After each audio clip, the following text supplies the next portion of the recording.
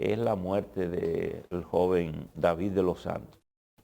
Ayer el INACIF dio una certificación de que el joven había muerto por homicidio. Por homicidio. Murió a golpe. Sí, eso es. Pero mire, es la tercera muerte en destacamentos después de estar detenido una persona que muere como consecuencia de golpes. La tercera en las últimas semanas. Y está el caso del abogado de Ocoa también. Mire, el presidente Luis Abinader en el día de ayer dijo que está consternado con la muerte de David de los Santos, que es un joven, oiga bien, un profesor de educación física.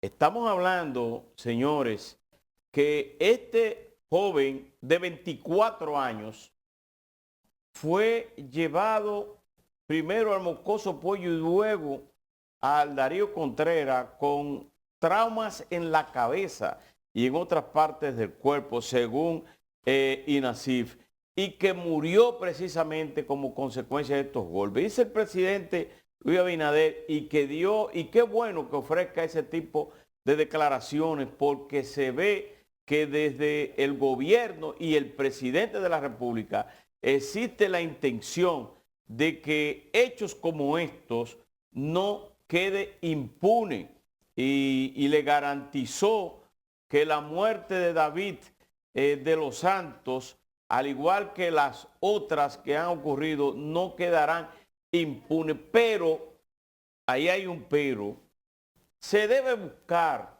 la manera, porque esto no estaba ocurriendo en la República Dominicana desde hace mucho tiempo. Que se apresara, que se enfrentaran policías con ciudadanos, que ocurriese cualquier enfrentamientos en algunos barrios por asunto de teteo, cuando oiga, eso pudiera verse hasta normal. Ahora, lo que no puede verse normal es el hecho de que un ciudadano detenido en un destacamento de la Policía Nacional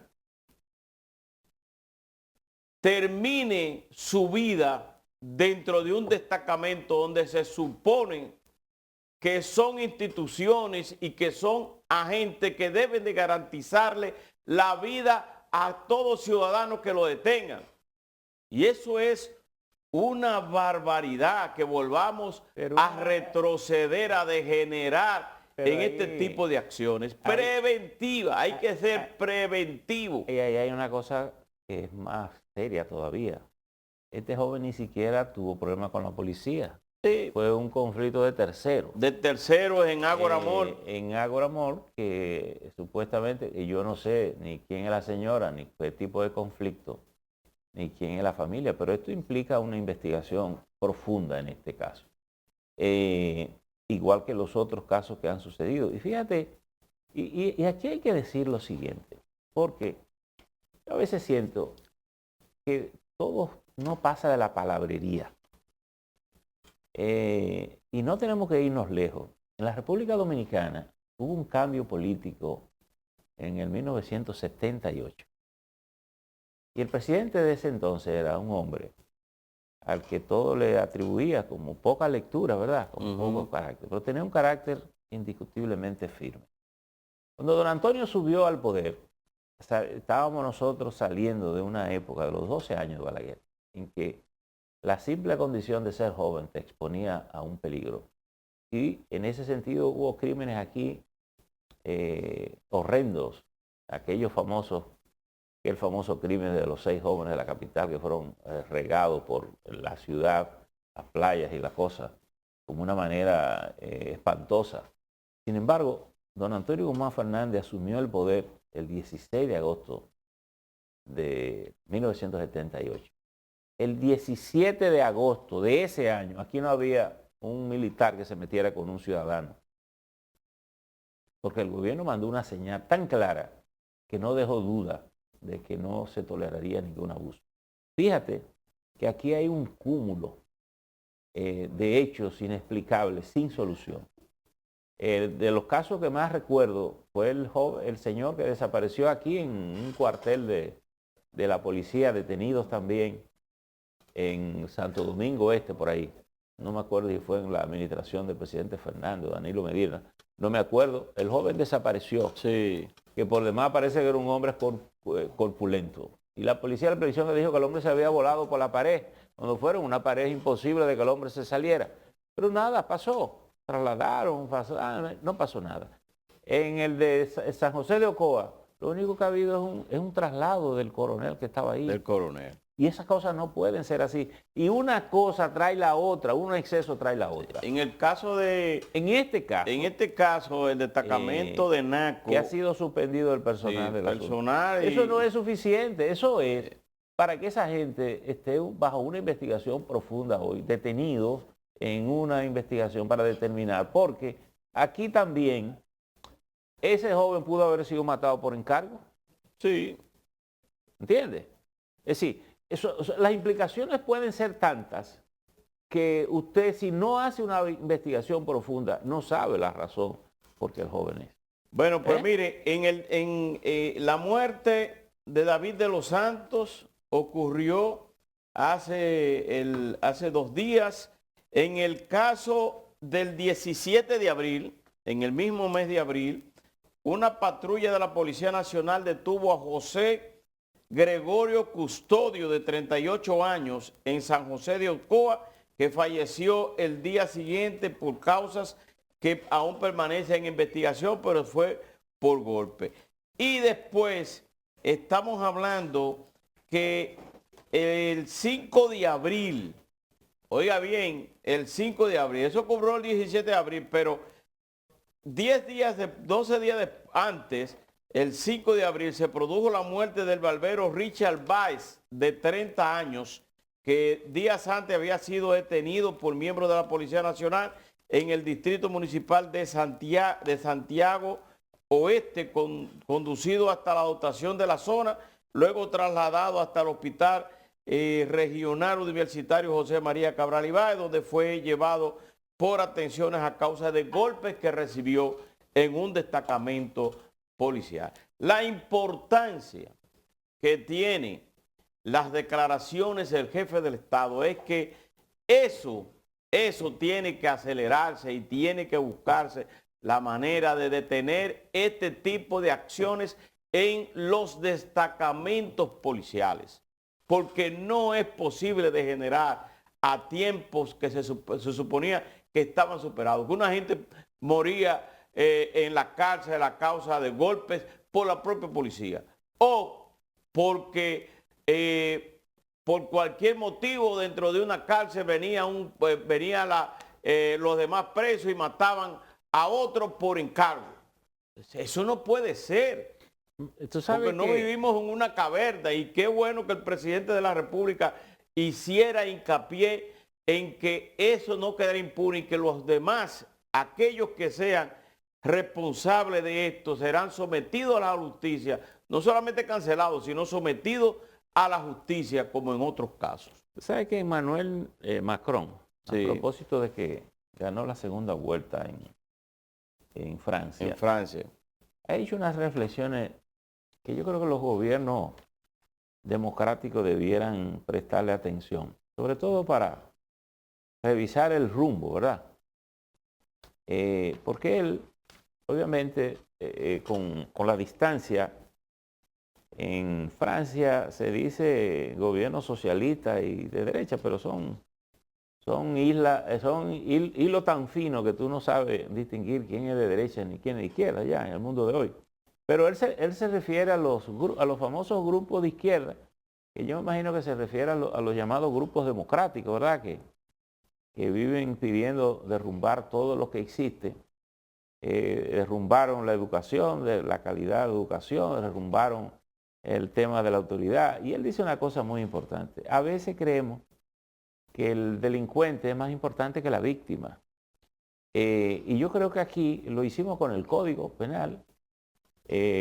Bueno, es tan efectiva que el Código Penal tiene un abogado para el que comete un crimen, más así no lo tiene para el que es víctima de ese crimen. Entonces, Yo no sé, yo creo que todo esto nosotros lo tenemos que revisar si queremos vivir en una sociedad en paz, en garantía, y se habla del Estado de Derecho. Pero, y este es un tema que aborda Macron ahora, y yo he insistido mucho con eso. Ocurre que nosotros hemos querido vivir como el primer mundo, allí donde los ciudadanos tienen derechos y garantías, pero yo digo, antes de los derechos y las garantías, hay una cosa que los ciudadanos tienen, que son deberes. Deberes. Sí. El deber está primero, porque el deber es una conquista que construye derechos. Y nosotros hemos querido plantear aquí que los derechos están primero. Y hay derechos de la condición humana que lo vivimos alterando. Hoy se celebra el Día Mundial de la Libertad de Prensa, por cierto, y que tiene que ver con la libertad de expresión, lo que no siempre le gusta mucho a muchos gobiernos, que no existan prensa libre, que no existan medios libres, independientes, que puedan escarbar y buscando la verdad. Se ponen guapos cuando los medios critican, se ponen guapos cuando les cuestionan, cuando le levantan la falda a ver lo que pasa. Nos conformamos a veces con perseguir el delito después que ocurre y no tener políticas preventivas. Entonces yo creo que todo eso, nosotros como sociedad, como país, y es algo válido para el resto de América Latina que vive patinando en muchos de estos problemas, deberíamos estas referencias de una figura como Macron y de un país importante como Francia, que tiene el mérito de haber hecho la gran revolución que estableció los derechos universales. Es decir, no estamos hablando de cualquier país, un país con cultura, con pensamiento, con tradición. Es decir, yo creo que estas cosas deberían prestarle atención, porque estos países no queremos pensar mucho, nada más darle para adelante y venga lo que venga, y venga lo que venga, y los países así no progresan. Lo que viven es empantanados en problemas, y yo pienso que nosotros, que nos caracterizamos por ser un país alegre, por ser un país acogedor, tenemos un gran riesgo, y es que estamos permitiendo que la violencia sea un elemento tan determinante en la sociedad dominicana para dirimir temas, problemas, comenzando con la propia policía. Es decir, usted no puede tener una policía que no sea garante de los ciudadanos. Un ciudadano no puede morir en manos de la policía, porque ustedes saben por qué a usted le ponen una esposa en las manos cuando usted es apresado.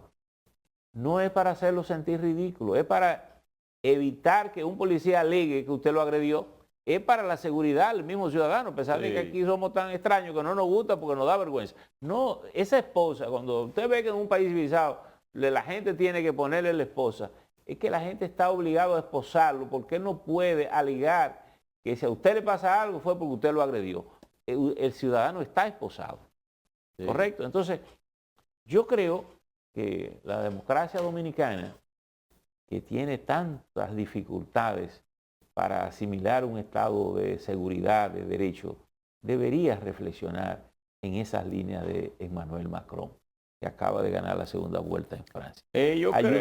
Ayudaría para que reorientemos el rumbo, que veamos las cosas, porque aquí nadie gobierna y quiere terminar mal, pero hemos tenido demasiados gobiernos que han terminado mal. Yo creo que sí, que hay que construir un país de seguridad y de libertades, pero también que en la construcción de ese Estado de Derecho, así como usted exige derechos, usted tiene sus deberes, que tiene que pagar sus impuestos, que usted tiene que cumplir las leyes, sobre todo las leyes de tránsito, que evitamos estar en medio de la violencia. ¿Por qué en medio de la violencia? Porque el simple hecho de que usted esté transitando en su vehículo o esté transitando en las calles, por el hecho de que un agente policial lo detenga, usted no tiene que decirle a ese agente que por qué lo detiene. Usted lo que tiene que hacer es detenerse, deme su licencia, mira, aquí está mi licencia, y que ese agente policial tampoco vaya con imprudencia y con violencia a detener también a un ciudadano.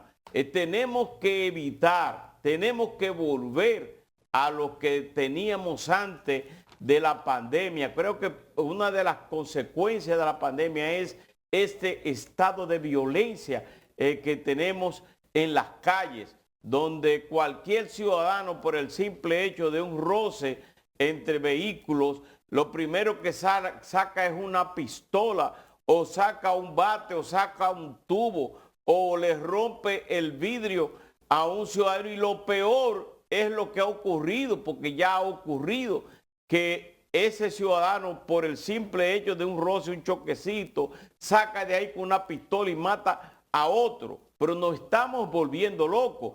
Pero para usted exigir sus derechos, usted tiene que haber cumplido con sus deberes. Entonces, ¿qué es lo que yo tengo que hacer como ciudadano para poder exigir mis derechos? Bueno, pues aquí viene que tenemos el Estado de Derecho que necesita la República Dominicana, pero tenemos que vivir en una sociedad donde nuestros hijos se vayan a divertirse después de estudiar, después de trabajar. Bueno, pues un desahogo, compartir con amigos y sobre todo uno también, no solamente los hijos, sino cualquier ciudadano, y que exista la garantía de que usted va a volver a su casa.